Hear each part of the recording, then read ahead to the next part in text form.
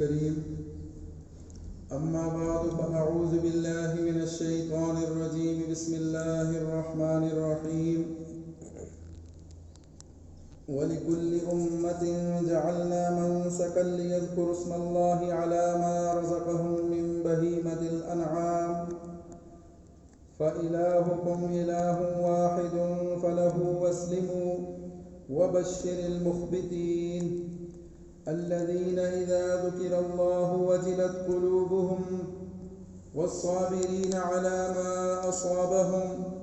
والمقيم الصلاة ومما رزقناهم ينفقون والبدن جعلناها لكم من شعائر الله لكم فيها خير فاذكروا اسم الله عليها صواف فإذا وجبت جنوبها فكلوا منها وأطعموا القانع والمعتر كذلك سخرناها لكم لعلكم تشكرون لن ينال الله لحومها ولا دماؤها ولكن يناله التقوى منكم كذلك سخرها لكم لتكبروا الله على ما هداكم وبشر المحسنين إن الله يدافع عن الذين آمنوا إن الله لا يحب كل خوان كفور. وقال الله تبارك وتعالى إنا أعطيناك الكوثر فصل لربك وانحر إن شانئك هو الأبتر. صدق الله مولانا العظيم ونحن على ذلك لمن الشاهدين والشاكرين والحمد لله رب العالمين.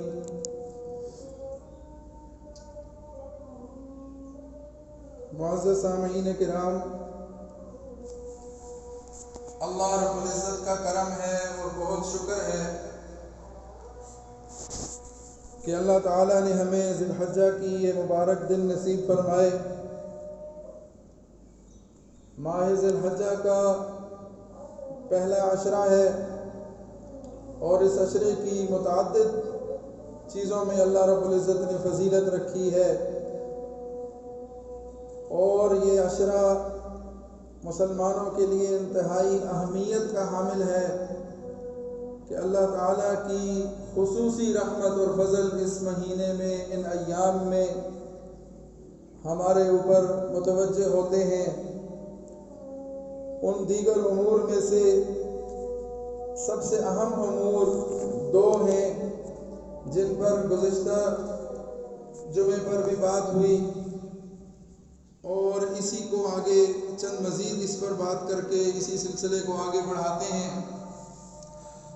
اس میں پہلا حکم حج بیت اللہ کا ہے اور دوسرا حکم قربانی کا ہے. تو یہ دو ایسی چیزیں ہیں کہ جو اللہ رب العزت نے ہمیں عطا فرمائی، ذی الحجہ کے مہینے کے ساتھ ان کو خاص کیا اور خصوصی عبادت کا درجہ ان کو عطا کیا، اور ہمارے لیے یہ سعادت ہے، یہ خوشبختی ہے کہ ہم اس عبادت کو ادا کر سکیں اور اللہ رب العزت کے ہاں قرب حاصل کر سکیں. اللہ کے قرب کا ذریعہ ہیں خصوصاً یہ دو عبادتیں،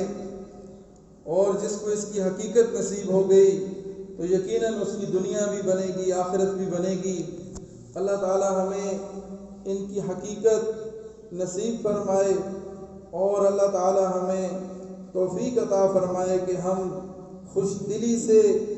اور اللہ کی رضا کی خاطر ان عبادات کو پورا کریں، ان کو انجام دیں اور اس کے لیے اللہ سے مانگیں، اللہ کی طرف متوجہ ہوں. یہ بہت ہی سعادت کی بات ہے کہ ان ایام کا حاصل ہو جانا اور پھر ان عبادات کا موقع مل جانا. تو سب سے پہلے حج کے حوالے سے ہمارے سامنے رسول اللہ صلی اللہ علیہ وسلم کی متعدد احادیث ہیں کہ حضور اکرم صلی اللہ علیہ وسلم نے ارشاد فرمایا، اللہ تعالیٰ نے استطاعت رکھنے والوں پر حج فرض کیا ہے حضور کی حدیث کا مفہوم ہے کہ جس کے پاس استطاعت ہو، زاد راہ ہو، حج کی توفیق، حج کی گنجائش ہو اس کے پاس، وہ آنے جانے کا خرچہ اور یہ سارے انتظامات کر سکتا ہو، اس کے باوجود حج نہ کرے، حج میں تاخیر کرے، تو پھر وہ اللہ کی طرف سے فرض کیے گئے ایک عمل سے دور ہونے والا ہے۔ اور پھر اس کی وعید یہ ارشاد فرمائی کہ وہ چاہے یہودی ہو کے مرے یا عیسائی ہو کے مرے، اللہ کو اس کی کوئی پرواہ نہیں۔ تو گویا کہ حدیث کا مفہوم یہ ہوا کہ حج کی استطاعت ہونے کے باوجود حج نہ کرنا خدا نخواستہ انسان کو یہودی یا عیسائی کے قریب لے جاتا ہے اور اسلام سے دور کر دیتا ہے۔ اور دوسری طرف ہم دیکھتے ہیں کہ نماز کے بارے میں اللہ رب العزت ارشاد فرماتے ہیں اقیموا الصلاۃ ولا تکونوا من المشرکین، نماز ادا کرو اور مشرکین میں سے مت ہو جاؤ۔ تو اس سے پتہ یہ چلتا ہے کہ نماز کا چھوڑنا انسان کو دائرہ اسلام سے نکال دینے کا باعث بن جاتا ہے اور مشرکین کے صف میں انسان کو کھڑا کر دیتا ہے۔ تو جہاں اللہ تعالیٰ کے احکامات کو ماننے کے فضائل ہیں، وہیں پر نہ ماننے کے، سستی کرنے کے، ناشکری کرنے کے انجام بھی بہت بڑے ہیں۔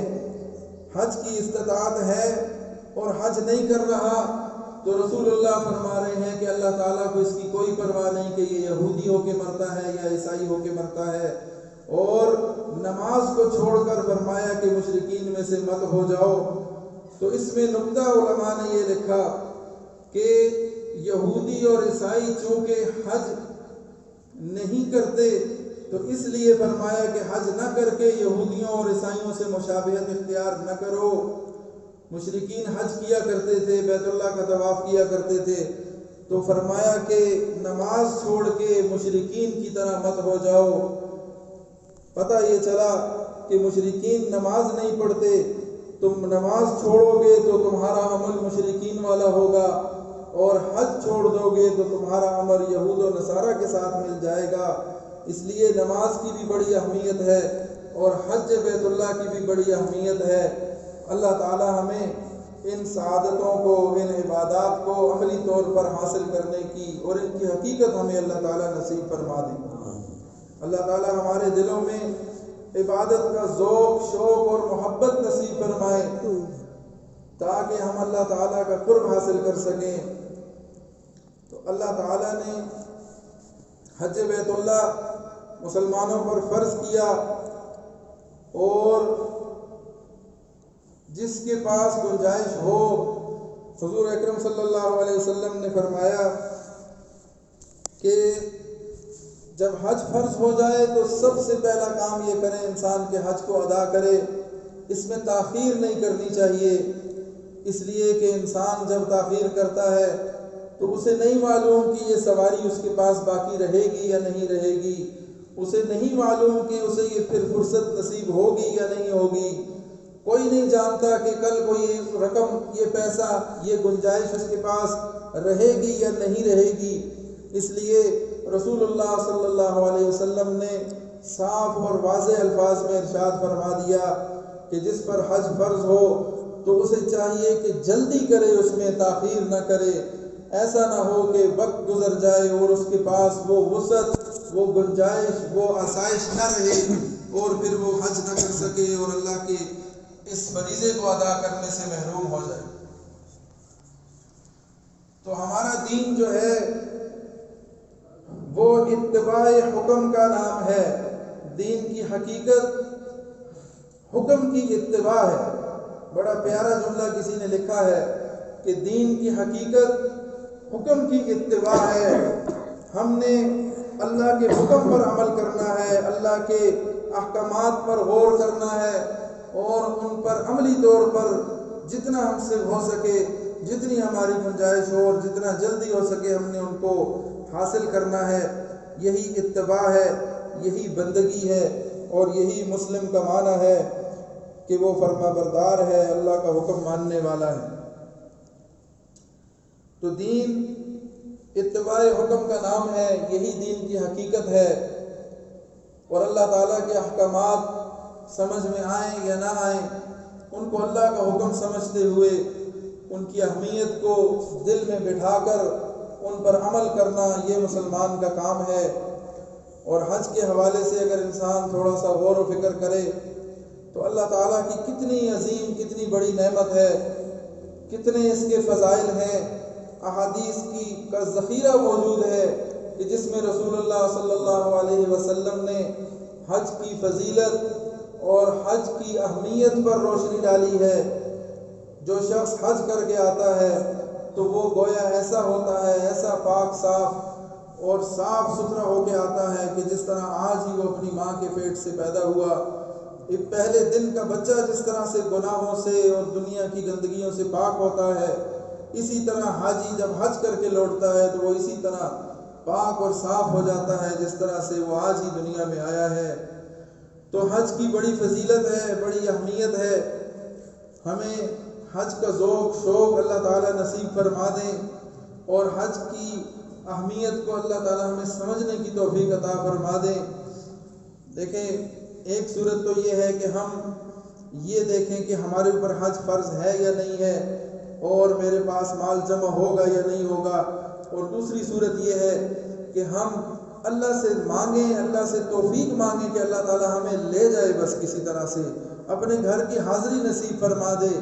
اپنے گھر کی مقبول حاضری ہماری سعادت مندی ہوگی کہ ہم وہاں حاضر ہو سکیں۔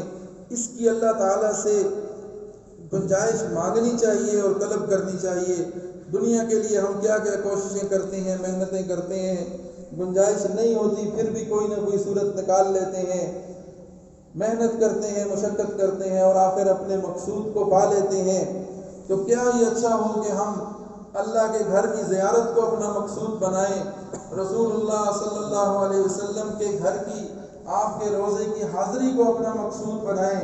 اور اللہ سے رو رو کے مانگیں، اور اللہ سے طلب کریں، اللہ سے وسعت طلب کریں، گنجائش مانگیں۔ اللہ تعالیٰ ہمیں اس کی پھر توفیق بھی عطا فرما دیں گے۔ تو حج کے بڑے فضائل ہیں، حج کی بہت اہمیت ہے، اللہ تعالیٰ ہمیں وہ نصیب فرمائے۔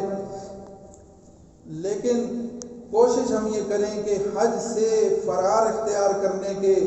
اور حج سے جان چھڑانے کے جو بہانے، طرح طرح کے وسوسے اور طرح طرح کے خیالات جو شیطان ہمارے دلوں میں ڈالتا ہے، ہم ان سے اللہ سے پناہ مانگیں کہ ہم حج سے فرار کی راہیں اختیار نہ کریں اور نہ ہی کوئی بہانے تلاش کریں۔ انسان سوچتا ہے کہ میں اپنا گھر بنا لوں،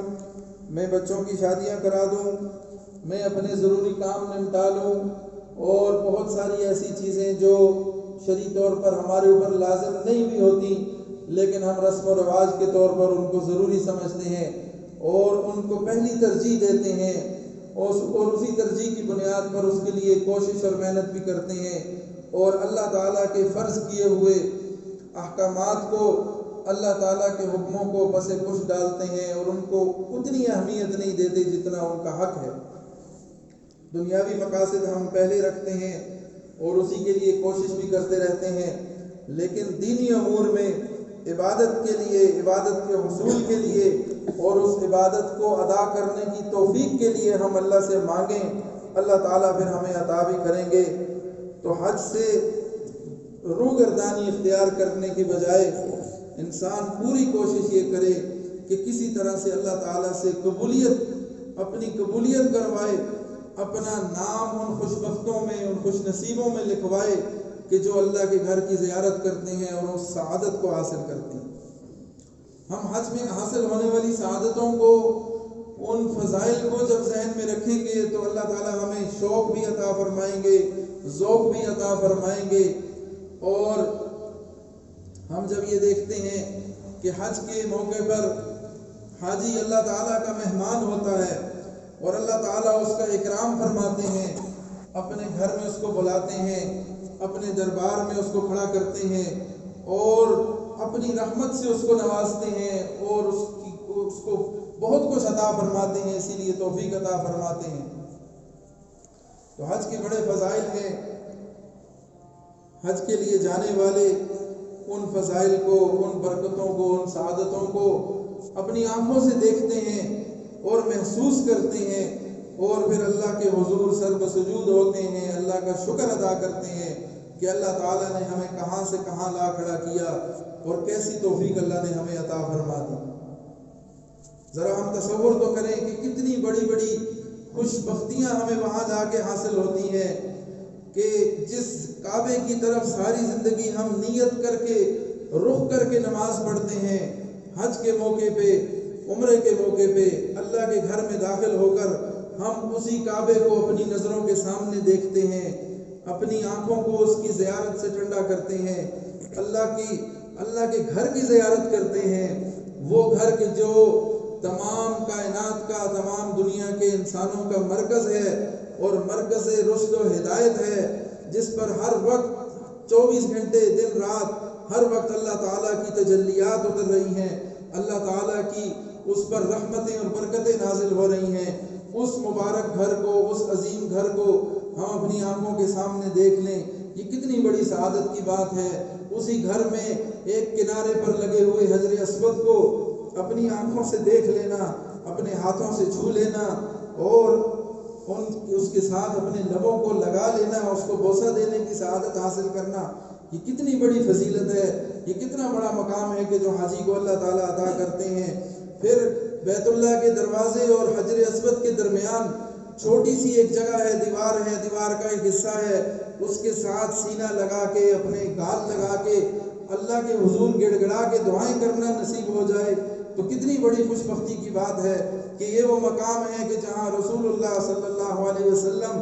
خود کھڑے ہو کے اپنا سینہ مبارک، اپنی گال مبارک اس کے ساتھ لگا کے اور اللہ کے سامنے گڑ گڑا کے دعائیں فرمایا کرتے تھے۔ تو یہ کتنی سعادت کی بات ہے۔ خانہ کعبہ کا میزاب پر نالا لگا ہے، اس کے سامنے حتیم بنی ہے، اس حتیم کے اندر جا کے نوافل پڑھنا ایسا ہے جیسا کہ بیت اللہ کے اندر بیٹھ کے کوئی نوافل پڑھے، وہ سعادت جب ملتی ہے تو کتنی خوش بختی کی بات ہے۔ رکن یمانی کو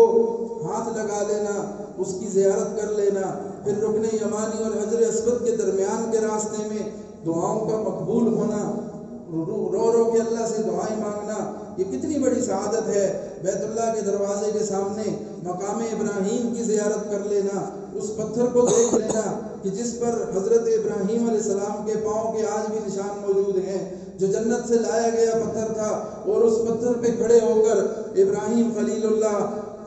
نے اللہ تعالیٰ کے گھر کی تعمیر کی، اور وہ پتھر ہماری آنکھوں کے سامنے، اور وہی پتھر کہ جس کا قرآن میں جس مقام ابراہیم کا اللہ ذکر فرماتے ہیں وَاتَّخِذُوا مِن مَّقَامِ إِبْرَاهِيمَ مُصَلًّى، اللہ نے مقام ابراہیم کو نماز کی جگہ بنایا، اور اسی مقام ابراہیم کے سامنے کھڑے ہو کے حاجی اللہ کے سامنے سر بسجود ہوتا ہے، یہ کتنی بڑی سعادت ہے۔ پھر اسی مقام ابراہیم سے ذرا پیچھے ہٹ کے زمزم کے پانی کو نوش کرتا ہے، اس سے خود کو سیر کرتا ہے اور اس سے ٹھنڈک حاصل کرتا ہے، یہ کتنی بڑی سعادت کی بات ہے۔ اسی سے ذرا آگے چل کے جائیں، صفا اور مروہ کی پہاڑیاں ہیں، ان پہاڑیوں کے درمیان وہ چکر لگاتا ہے، وہ دوڑتا ہے اور حضرت حاجرہ کی اس سنت کو زندہ کرتا ہے کہ جب وہ اپنے بچے کو پیاس سے بلبلاتے ہوئے بچے کو چھوڑ کر پانی کی تلاش میں صفا سے مروہ، مروہ سے صفا چکر لگاتی ہیں، 7 چکر پورے کرتی ہیں۔ تھوڑا سا ایریا بیچ میں ایسا ہے جس میں دوڑ کے گزرنا پڑتا ہے،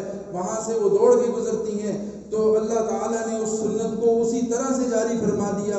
آج لاکھوں حاجی جاتے ہیں، وہاں پر صحیح کرتے ہیں، صفا سے چلتے ہیں مروہ تک، مروہ سے صفا تک واپس آتے ہیں، بیچ میں دوڑ لگاتے ہیں، یہ کتنی بڑی سعادت کی بات ہے۔ پھر آگے چلتے جائیں منا کے میدان میں، پھر مزدلفہ کے میدان میں، عرفات کے میدان میں، یہ کتنی بڑی سعادت کی باتیں ہیں جو اللہ تعالیٰ ہمیں حج کے ذریعے سے عطا فرماتے ہیں۔ تو اللہ سے حج کی توفیق مانگنا، اللہ تعالیٰ سے حج کی گنجائش مانگنا، اس کے لیے ہم کوشش کریں اور اللہ تعالیٰ سے رو رو کر مانگیں اور منوائیں، اللہ سے مانگیں، اللہ تعالیٰ ضرور عطا فرماتے ہیں۔ منا کے میدان میں خیموں کے اندر جب حاجی قیام کرتے ہیں تو ابراہیم علیہ السلام کی سنت کو زندہ کرتے ہیں، اور یہ وہی میدان کہ جہاں پر بے شمار انبیاء کا گزر ہوا، یہاں رکے، دعائیں کی، پھر شیطان کو کنکریاں مارنے کی سعادت حاجی کو نصیب ہوتی ہے، ابراہیم علیہ السلام نے شیطان کو کنکریاں ماری، اللہ کو یہ ادا پسند آئی، اللہ نے قیامت تک کے لیے سنت کو جاری کر دیا۔ اس کے ساتھ ساتھ عرفہ کا میدان ہے، وقوف عرفہ ہے، عرفہ کے میدان میں حاجی کو سارا دن گزارنے کی، وقوف عرفہ کرنے کی جب سعادت ملتی ہے تو اس کی ذہنی سطح کہیں اور پہنچ جاتی ہے۔ انسان تصور نہیں کر سکتا کہ اللہ تعالیٰ نے کتنا مجھ پر کرم کیا، کتنا رحم کیا، میں کہاں تھا، کہاں سے کہاں اللہ نے مجھے پہنچا دیا۔ اسی میدان عرفات میں اللہ تعالیٰ نے اسی میدان نے اللہ کے سینکڑوں انبیاء کو یہاں پر دیکھا اور یہاں پر دعائیں مانگتے ہوئے، عبادت کرتے ہوئے دیکھا۔ جبل رحمت ہے وہاں پر، اس کی سعادت نصیب ہو جائے، میدان عرفہ میں عرفہ کی وقوف کی سعادت نصیب ہو جائے۔ پھر رسول اللہ صلی اللہ علیہ وسلم نے میدان عرفہ میں عصر کے بعد مغرب تک ایک طویل مدت تک، ایک لمبے وقت کے لیے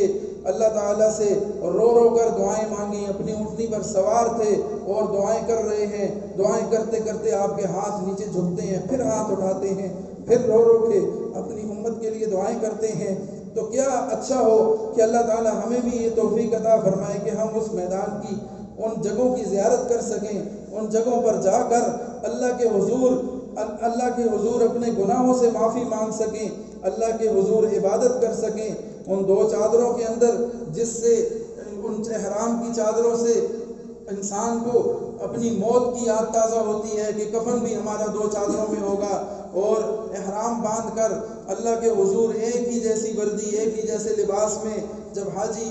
لبیک اللہم لبیک کا نعرہ بلند کرتے ہیں تو اللہ تعالیٰ کی کتنی رحمتیں ان پر نازل ہوتی ہیں۔ تو یہاں بیٹھ کر اگر ہم ان کے لیے دعائیں کریں گے اور اللہ سے مانگیں گے تو انشاءاللہ حج کے ان مبارک اعمال میں اللہ تعالیٰ ہمارا بھی حصہ کریں گے اور ہمیں بھی توفیق عطا فرمائیں گے کہ ہم بھی وہاں جا کر اللہ کے حضور اپنے گناہوں کی بخشش کروا سکیں۔ تو حج کے فضائل کو اور وہاں ملنے والی ان سعادتوں کو ذہن میں رکھیں تو پھر بے اختیار دل تڑپ جاتا ہے، دل سے دعا نکلتی ہے کہ اللہ تعالیٰ ہمیں توفیق دیں کہ کسی طرح سے ہم وہاں پہنچ جائیں۔ اور یقین کریں کہ انسان اگر اپنا سب کچھ لٹا دے، سب کچھ بیچ دے، سب کچھ قربان کر دے اور اللہ کے گھر کی زیارت نصیب ہو جائے تو خدا کی قسم یہ سودا سستا سودا ہے، مہنگا نہیں ہے۔ جب انسان وہاں جاتا ہے تو اندازہ ہوتا ہے کہ اللہ تعالیٰ کی کتنی بڑی برکت ہے، رحمت ہے کہ ہم کہاں سے کہاں پہنچ گئے۔ اور پھر قربانی کا عمل ہے، پھر اسی طرح شیطان کو کنکریاں مارنے کا عمل ہے، طواف کی سعادت ہے کہ جب انسان بیت اللہ کے گرد طواف کرتا ہے، چکر لگاتا ہے اور صفا مروہ کے درمیان سعی کرتا ہے، پھر حلق کرواتا ہے، رسول اللہ صلی اللہ علیہ وسلم کی سنت کو زندہ کرتا ہے، اور پھر احرام کی چادروں کے اندر وہ رہ کر جو ایام وہاں گزارتا ہے، اگرچہ ان دنوں میں کافی مشکل ہوتی ہے، انسان پریشان بھی رہتا ہے، بیمار ہو جاتا ہے، بعض دفعہ مشقت والا عمل ہے، لیکن اس مشقت میں اللہ نے ایسی مٹھاس، ایسی لذت رکھی ہے کہ جب وہ ایک دفعہ جب نصیب ہو جاتی ہے تو وہ بار بار چاہتا ہے کہ میں اس مشقت کو حاصل کروں اور اس سعادت کو حاصل کروں۔ حج کا فریضہ کوئی معمولی فریضہ نہیں ہے، چاہے جتنی بھی سہولیات ہو جائیں، جتنی بھی آسائشیں ہو جائیں، جتنی دنیا ترقی کر جائے، سارے دنیا کے وسائل استعمال کر لیے جائیں، اس کے باوجود حج کی مشکلات، مشقت وہ بہرحال رہتی ہے اور رہے گی، اس لیے کہ یہ عمل ہی مجاہدے والا ہے اور اللہ تعالیٰ اس پر عطا بہت کچھ کرتے ہیں۔ اللہ تعالیٰ ہم سب کو یہ سعادت نصیب فرمائے، جو لوگ گئے ہوئے ہیں اللہ تعالیٰ ان کا جانا قبول فرمائے اور ان کے اعمال میں، ان کی نیکیوں میں، ان کی دعاؤں میں اللہ تعالیٰ ہمارا بھی حصہ فرمائے، ہمیں بھی اللہ تعالیٰ یہاں رہ کر ان کے ساتھ ان اعمال میں شریک کر دیں۔ اور یہ جو ناخن نہ کاٹنا اور بال نہ کاٹنا یہ مستحب ہے، تو یہ بھی ہمیں حاجی کے ساتھ ایک مناسبت پیدا کرتا ہے، اس کی ایک مشابہت پیدا کرتا ہے۔ اللہ تعالیٰ مزید بھی ہماری ان کے ساتھ مشابہت کرے اور اللہ تعالیٰ ہمیں ان کے اعمال میں ہمارا بھی حصہ فرما دے، اور پھر آئندہ سال اللہ تعالیٰ ہم سب کو بھی وہاں جانے کی توفیق عطا فرمائے اور اس سعادت کو حاصل کرنے کی توفیق عطا فرمائے۔ دوسری چیز جو ہے وہ ہے قربانی، اور قربانی کا عمل بہت ہی عظیم عمل ہے، بہت ہی برکت والا، فضیلت والا عمل ہے۔ قربانی کے بارے میں چند احادیث میں آپ حضرات کے سامنے پیش کر دیتا ہوں، پڑھ دیتا ہوں۔ رسول اللہ صلی اللہ علیہ وسلم نے کس طریقے سے قربانی کے احکامات کو کھل کے بیان کیا اور کس طرح سے اس کے فضائل کو بیان کیا، ذرا رسول اللہ صلی اللہ علیہ وسلم کی زبانی ان روایات کو سن لیتے ہیں۔ حضرت براب رضی اللہ تعالیٰ عنہ بیان فرماتے ہیں کہ حضور نے ارشاد فرمایا، آج عید الاضحیٰ کے دن کی ابتدا ہم نماز سے کریں گے، پھر واپس آ کر قربانی کریں گے۔ جس نے ایسا کیا اس نے ہماری سنت یعنی ہمارے طریقے کے عین مطابق کیا۔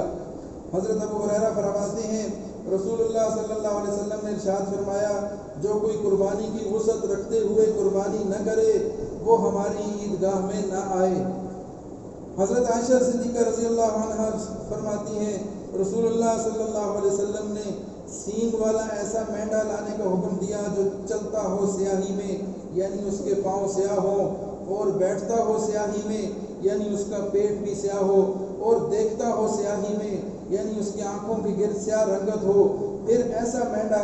آپ کی خدمت میں لایا گیا تاکہ آپ اس کی قربانی فرمائیں۔ آپ صلی اللہ علیہ وسلم نے حضرت عائشہ سے فرمایا چھری لائیے، پھر فرمایا اسے پتھر پر تیز کر لیجئے۔ انہوں نے ایسا ہی کیا، پھر آپ نے چھری لی اور مینڈے کو لے کر لٹا دیا۔ پھر آپ نے فرمایا بسم اللہ یا اللہ، قبول فرمائیے محمد کی طرف سے اور محمد کی آل کی طرف سے اور محمد کی امت کی طرف سے، پھر اس کی قربانی کر دی۔ تو معلوم ہوا کہ قربانی کے لیے خوب اہتمام کرنا اور اپنی استطاعت کے مطابق اچھے سے اچھا جانور ڈھونڈنا چاہیے، اور ذبح کرنے سے پہلے چھری کو تیز کرنا تاکہ جانور کو تکلیف نہ ہو، الٹا اور لٹا کر بسم اللہ پڑھ کر ذبح کرنا، اور یہ کہ خود اپنے ہاتھ سے ذبح کرنا مسنون اور مستحب ہے۔ حضرت جابر فرماتے ہیں ہم نے رسول اللہ صلی اللہ علیہ وسلم کے ساتھ حدیبیہ میں قربانی کی، اونٹ 7 آدمیوں کی طرف سے اور گائے 7 آدمیوں کی طرف سے قربان کی۔ حضرت انس روایت ہے رسول اللہ صلی اللہ علیہ وسلم نے سینگوں والے 2 چتکبرے مینڈوں کی طرف متوجہ ہوئے اور انہیں اپنے ہاتھوں سے ذبح فرمایا۔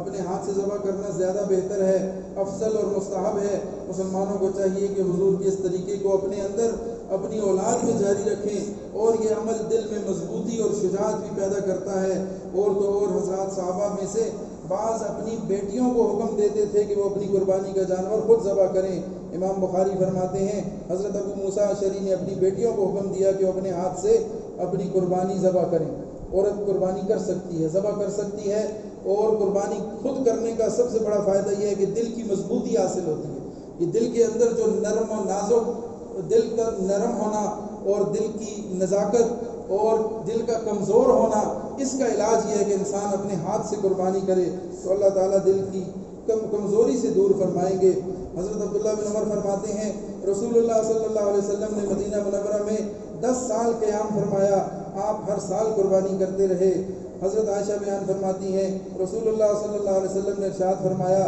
آدمی کا کوئی عمل قربانی کے دن اللہ کے نزدیک خون بہانے سے زیادہ محبوب نہیں۔ قربانی کا جانور قیامت کے دن اپنے سینگوں، بالوں اور کھروں کے ساتھ آئے گا، اور قربانی کے جانور کا خون زمین پر گرنے سے پہلے اللہ تعالیٰ کے ہاں مقام پا لیتا ہے۔ اس لیے خوب خوش دلی سے قربانی کیا کرو۔ سینگ، بال اور کھر جو کسی شمار میں نہیں ہے، کسی کام کے نہیں ہے، لیکن وزن میں، اعمال میں اور نیکیوں میں ان کو بھی تولا جائے گا، اور یہ ان کے ساتھ آئیں گے۔ اور قیامت کے دن اللہ تعالیٰ جب ہمارے برے اعمال ہمارے لیے بلا بن کے کھڑے ہوں گے اور ہمارے لیے مشکلات کا باعث ہوں گے، تو اس موقع پر یہ قربانی جیسے اعمال یہ ہمارے لیے گواہ بن کے آئیں گے اور ہماری نجات کا باعث بنیں گے۔ تو ہم کوشش کریں کہ زیادہ سے زیادہ آخرت کے لیے اپنے ان گواہوں کو تیار کریں تاکہ وہاں پر اللہ ہمارے لیے آسانی فرمائے۔ حضرت علی ہمیشہ 2 مینڈوں کی قربانی کیا کرتے تھے، ایک نبی اکرم صلی اللہ علیہ وسلم کی طرف سے اور دوسری اپنی طرف سے۔ تو پوچھا گیا، ارشاد فرمایا مجھے اس کا حضور نے حکم فرمایا تھا، اس لیے میں اس عمل کو کبھی نہیں چھوڑوں گا۔ حضور نے فرمایا تھا کہ میری طرف سے بھی قربانی کرتے رہنا۔ تو آج بھی ہم امتی ہو کے رسول اللہ صلی اللہ علیہ وسلم کی طرف سے بھی قربانی کر سکتے ہیں، جن کو وسعت ہو، گنجائش ہو، تو اس کی بھی کوشش کر لینی چاہیے۔ بہت ساری روایات ہیں۔ ایک صاحب نے حضرت عبداللہ بن عمر سے قربانی کے بارے میں پوچھا کہ آیا یہ واجب ہے؟ آپ نے جواب دیا رسول اللہ اور مسلمانوں نے قربانی کی۔ اس شخص نے اپنا پھر وہی سوال دہرایا کہ کیا قربانی واجب ہے؟ تو آپ نے فرمایا کیا تم سمجھتے نہیں ہو جب رسول اللہ اور مسلمانوں نے قربانی کی کیا اتنا جواب کافی نہیں ہے تمہارے لیے؟ تو یہ ہمیں بھی سوچنا چاہیے، اور بہت ساری روایات ہیں، مختصر کرتے ہیں، وقت نہیں ہے، کہ ہمیں اس بات کو غور کرنا چاہیے، فکر کرنا چاہیے کہ جب رسول اللہ صلی اللہ علیہ وسلم نے ایک عمل کیا اور ترغیب دی اور اللہ نے ایک چیز کا حکم کر دیا، تو اب اس میں ہمیں بہانے تلاش کرنے اور رعایت حاصل کرنا اور اپنے لیے کوئی گنجائش حاصل کرنا اس کی ضرورت نہیں ہے۔ ہم اس سعادت کو حاصل کرنے کی پوری کوشش کرنی ہے۔ رسول اللہ صلی اللہ علیہ وسلم نے 100 اونٹوں کی قربانی کی ایک موقع پر، اور اس میں سے اکثر اونٹوں کو خود ذبح فرمایا، اور سبحان اللہ اونٹ آگے بڑھ بڑھ کے خود کو پیش کیا کرتے۔ رسول اللہ صلی اللہ علیہ وسلم قربانی فرما رہے تھے اور ہر اونٹ خود کو آگے بڑھ کے پیش کرتا قربان ہونے کے لیے، ذبح ہونے کے لیے۔ تو کتنی بڑی سعادت کی بات ہے۔ آج امت کو قربانی سے توڑنے کی کوشش کی جاتی ہے۔ قربانی کے موقع پر نام نہاد دانشور اور خود کو بڑا سمجھدار سمجھنے والے وہ مختلف قسم کے فلسفے لے کر میدان میں کود پڑتے ہیں، اور پھر اس طرح کی باتیں چلاتے ہیں کہ ان پیسوں سے کسی کی شادی کروا دیں، ان پیسوں سے کوئی ہسپتال بنا دیں، ان پیسوں سے کسی کا علاج کروا دیں، وغیرہ وغیرہ وغیرہ۔ یہ سب فضول باتیں ہیں۔ ان سے پوچھیں نا کہ اپنی گاڑیوں میں سے 2 گاڑیوں میں سے ایک گاڑی بیچ کے کیوں نہیں علاج کرواتے؟ اپنے محلات میں سے کسی ایک محل کو بیچ کر کیوں نہیں غریبوں کی شادیاں کرواتے؟ اپنے پیسوں کو، اپنے خرچوں کو کم کر کے کیوں کسی کی مدد کرنے کو تیار نہیں ہے؟ کیا ہمیں قربانی کا عمل ہی ملا ہے؟ اللہ کا حکم ہی توڑ کے ہم نے لوگوں کی مدد اور نیکیاں کرنی ہیں؟ اور بات یہ ہے کہ اس طریقے سے لوگوں کی مدد کچھ نہیں ہوتی، اور اللہ کا حکم جو ہے وہ بھی، اس سے بھی ہم رہ جائیں گے۔ تو قربانی کی اہمیت کو ہم نے سمجھنا ہے، اور اس کو بھرپور طریقے سے اس کو کوشش کر کے کرنا ہے، یہاں تک کہ اگر قرض بھی لینا پڑے تو میرے خیال میں کوئی گھاٹے کا سودا نہیں ہے۔ اللہ تعالیٰ یہ پورے کر دیں گے اور واپس ہمیں لوٹا دیں گے۔ اللہ کے نام پہ قربان کرنا یہ بہت بڑی عبادت ہے، بہت بڑی فضیلت ہے اس کی۔ تو اللہ تعالیٰ ہم سب کو اس کی توفیق عطا فرمائے۔ تو میں عرض کر رہا تھا کہ اونٹوں کی حضور نے خود قربانی کی۔ جب ایک کام حضور نے خود فرما دیا، عملی طور پہ کر کے دکھا دیا، تو پھر ہمارے لیے کیا گنجائش بنتی ہے کہ ہم اس میں اپنے لیے کوئی رعایت حاصل کریں یا کوئی فرار حاصل کرنے کی کوشش کریں۔ ایک بزرگ کا واقعہ میرے ذہن میں آ گیا، وہ عرض کر کے بات ختم کرتا ہوں۔ رسول اللہ صلی اللہ علیہ وسلم جب قربانی کرتے تو اونٹ خود کو پیش کرتے، تقریباً 70 کے قریب آپ نے خود کیے اور باقی صحابہ نے کیے۔ تو اونٹوں نے سعادت سمجھا، وہ بھی حضور سے ذبح ہونا اپنی سعادت سمجھتے تھے، اور آگے بڑھ کے حضور سے ذبح ہونے کے لیے خود کو پیش کیا۔ تو وہ تو حضور کو سامنے دیکھ کر یہ کر رہے تھے۔ بہت بعد کا، ابھی ماضی قریب کا ایک واقعہ میں ایک دفعہ پڑھ رہا تھا، کہیں ایک بزرگ کے بارے میں لکھا تھا، انہوں نے کہا ایک مرتبہ ہم نے ایک جانور خریدا، اور وہ جانور بہت ہی غصے والا، اور بعض ہوتے ہیں جانور جو کسی کے قابو میں نہیں آتے، کنٹرول میں نہیں آتے، کسی طرح سے ان کو قابو نہیں کیا جا سکتا۔ اس قسم کا ایک جانور تھا، بیل تھا۔ تو اس کی جب قربانی کرنے لگے تو وہ کسی کے قابو میں نہیں آ رہا تھا، کسی طرح اس پر غلبہ پانا مشکل تھا، اس کی قربانی کرنی مشکل ہو گئی تھی۔ تو وہ بزرگ فرماتے ہیں کہ میں اس کے قریب گیا اور میں نے اس کے کان میں ایک بات کی، اور اس کے بعد میں نے چھوڑ دیا تو وہ جانور ٹھنڈا ہو گیا، رک گیا، اور پھر اس کو آرام سے لٹایا، اور اس نے بالکل حرکت تک نہیں کی۔ تو بعد میں کسی نے اس بزرگ سے پوچھا کہ آپ نے اس کے کان میں کیا ایسی بات کی کہ جو ابھی تھوڑی دیر پہلے تک کسی کے ہاتھ نہیں کسی کو لگانے دے رہا تھا، کسی کے قابو میں نہیں آ رہا تھا، تو اس سے کیسی آپ نے کوئی بات کی، اس کے کان میں کیا ایسا کہہ دیا کہ وہ جانور ہو کے اتنا پرسکون ہو گیا اور خود لیٹ گیا اور خود کو ذبح ہونے تک اس نے حرکت تک نہ کی؟ تو ان بزرگ نے فرمایا کہ میں نے اس کے قریب ہو کے اس کے کان میں یہ عرض کیا کہ تمہاری قربانی میں ایک حصہ ہم نے رسول اللہ صلی اللہ علیہ وسلم کی قربانی کا بھی رکھا ہے۔ تو جب یہ بات کی تو وہ جانور ہو کے اطاعت میں، فرما برداری میں، اور اس کو اپنی سعادت سمجھتے ہوئے خاموش ہو گیا، اور اس نے اپنے آپ کو پیش کر دیا۔ اللہ تعالی ہمیں بھی حضور صلی اللہ علیہ وسلم سے سچی محبت نصیب فرمائے، اور اللہ تعالی ہمارے لیے دین کے احکامات پر عمل کرنا اور اپنا سب کچھ اللہ کے نام پر قربان کرنا اللہ تعالیٰ ہمارے لیے آسان فرمائے۔ وآخر دعوانا الحمد للہ رب العالمین۔ آئندہ جمعہ سے قبل عید بھی آئے گی انشاءاللہ، پیر والے دن عید ہے، تو انشاءاللہ العزیز عید بقرہ عید کے بارے میں یہ ہے کہ اس کو جلدی ادا کرنا چاہیے